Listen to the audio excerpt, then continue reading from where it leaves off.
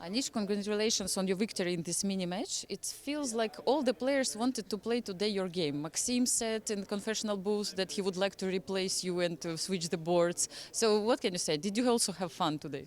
Yeah, I think I deviated from Maxim's game against Yuangi, so he also remembered his notes. Yeah, it was a very theoretical game and a very important long line.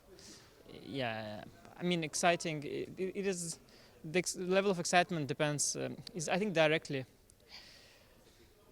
disproportionate to the level of knowledge you have about solving theory. Yes, so how far you remember? Yes, something like that. Yeah, exactly. The more you know, the less exciting it is. This game. Yeah. That's actually what Van Hao mentioned, that it seems like you know everything. It's really difficult to catch you anywhere. So he was just trying to get some kind of game. But at the end of the day, you spent lots of time on this move, Rook C5. Like what happened? 45 Yeah, I was minutes. trying to understand. I actually recalled Rook C5. I was just trying to understand why Rook C5 because sometimes you recall a move and you make it and then you lose immediately and you think like.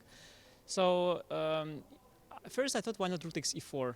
And I was thinking and then I realized there is bishop a2 queen b8, rook d8, and suddenly I cannot protect the knight comfortably.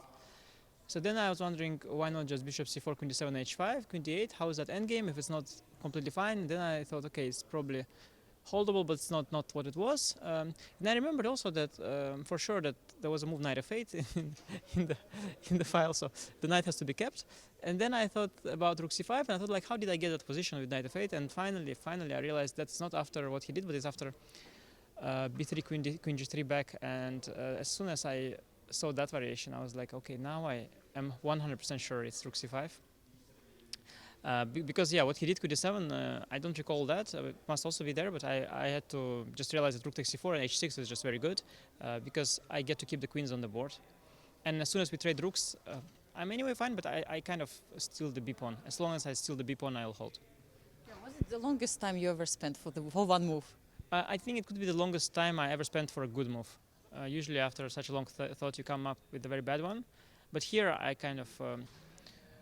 I mean, I sort of remembered but you know, like you remember always, but sometimes you remember and then you do something and it's not what you remember. So I wanted to kind of be sure and understand what's up. And I have also a lot of time. But finally, yes, after all these 45 minutes, then it was all clear to me. So Van Hao actually came back after, let's say, a long break. What do you think about his shape? I mean, how was it to play against him? I think you also faced him in Ekaterinburg. Well, I managed to out blitz him in both the games, so I guess his blitz form is a little shaky.